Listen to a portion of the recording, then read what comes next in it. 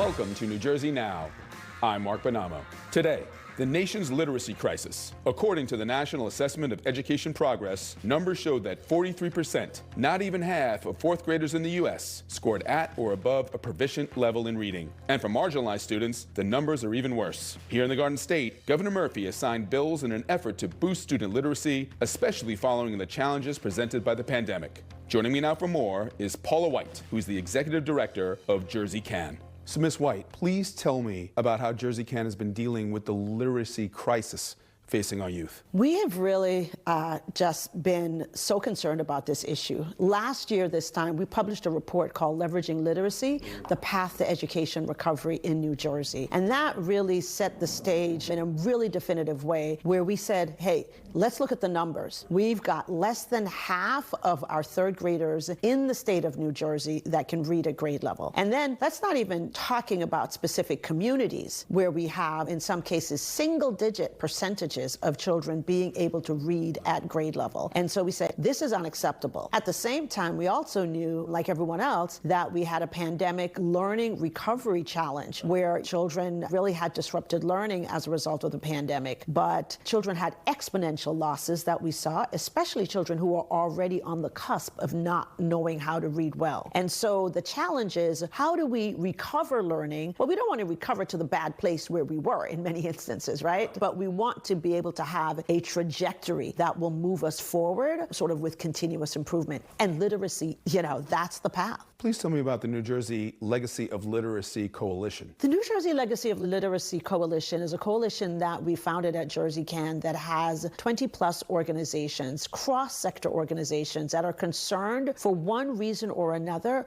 with the state of literacy in New Jersey. So by that I mean we've got civil rights organizations like chapters of the Urban League, but then we also have parent organizations, and then we have education advocacy organizations. So folks whose lives and the lives that they work to touch are all impacted by literacy, and we all came together and said, you know what? This is an important issue, and we are going to be ambassadors and evangelists for this issue in the conversations that we have in whatever spaces we occupy. And that will include, whether going to school board meetings or testifying before our state Senate, our state Assembly, and really just getting a clarion call out there. This is a problem, and we got to fix it. Now, in the legislature, we've now seen 2 new bills signed by Governor Phil Murphy. Tell us about those bills and how it's going to help literacy education. Those bills are just really so exciting for the state of New Jersey through the leadership of Senator Teresa Ruiz, our Senate Majority Leader, from Newark. From Newark, absolutely. Yep. Just really an amazing leader on our state, as well as our Governor Murphy. What we've accomplished is legislation that says, let's make sure that teachers are getting the professional development that they need in order to understand how to teach reading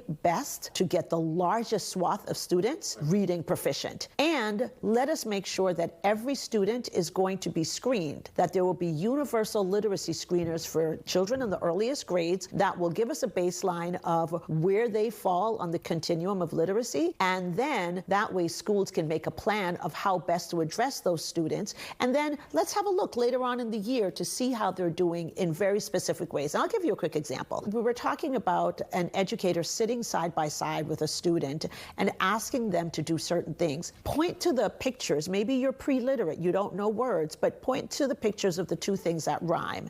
And so a student may point to a boy and a bat, and right away that lets us know, oh, well, they don't understand the concept of rhyming words because rhyming's, ending sounds. It should have been boy and toy, not boy and bat.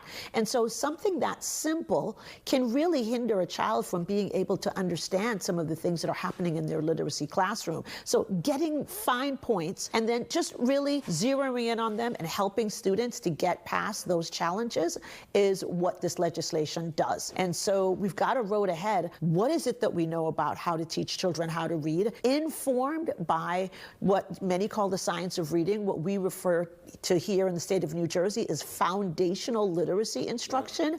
And let's use what we know and let's get our kids reading. We can do better, and quite frankly, we must. There have been problems with literacy across the board in part of the pandemic and part of other reasons, but it has specifically adversely affected Black and brown communities disproportionately. What about your efforts can try to help this underserved population in terms of literacy? So, literacy is a multi-pronged issue, right? And so, we want to think about parental supports. A lot of parents are saying, Black and brown parents, can you just give me a clear directive? What can I be doing in order to support my child? So that's one of the things that, community organizations and so on can do. But the other piece is there's a public education campaign that needs to happen. So that means that our districts, it'll be incumbent upon them, as well as organizations like myself, to say, here is what reading instruction should look like. Here are the 4 questions you can be asking your school about what needs to be happening. How are we teaching my child how to read, right? And how is what you're doing this year different from what you did last year? Empowering parents to be able to ask those questions that hold their stakeholders accountable for what it is that they need to be doing for their children, but also supporting parents in knowing what it is that they can and also should be doing for their children, because Black children, they are the most profoundly affected in terms of the numbers, but children of color across the board, we do see a lot of problems. And one of the things that obscures this is the fact that New Jersey is consistently rated as the best or among the top 3 states in education in the country. So that obscures, I think, some of the deeper story. So let's talk about outside the classroom. I was lucky enough to have an English teacher for a mother. Kids and parents outside the classroom, what can they do to address the problems of achieving higher literacy? One of the things that you can always do is just create a literate environment. You can have family reading time for 15 minutes. Everybody's got a phone, put 15 minutes on your phone,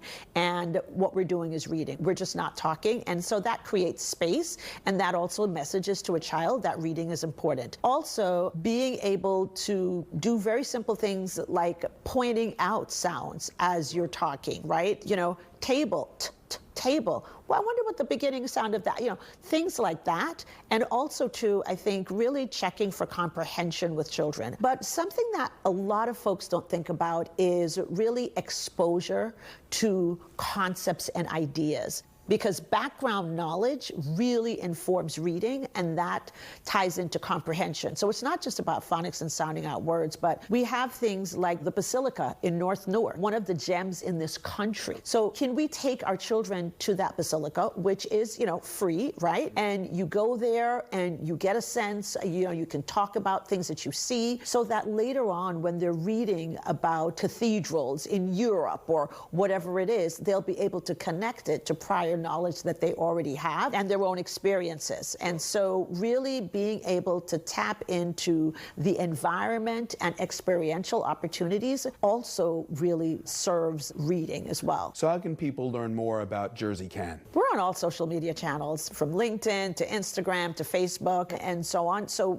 folks can always just type in JerseyCAN and we'll pop up. We're also at JerseyCAN.org, and we are always happy to have conversations with folks in our community. We have a parent fellowship that we're actually recruiting for right now, as well as an educator fellowship to really empower folks in our community to advocate for the things that matter so that we can get every child the education that they deserve in our state. Paula White, Executive Director of JerseyCAN, thank you very much for your time. Thank you so much for having me.